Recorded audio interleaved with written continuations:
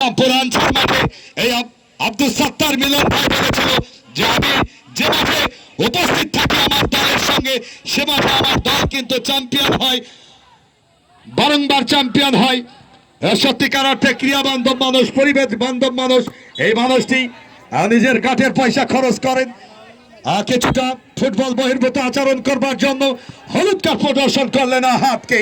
আজকের ওই national referee নাফিস সরকার মধ্য মাঠে বাসি হাতে যার দরকার কিছুটা আশ্লেষিং করছেন।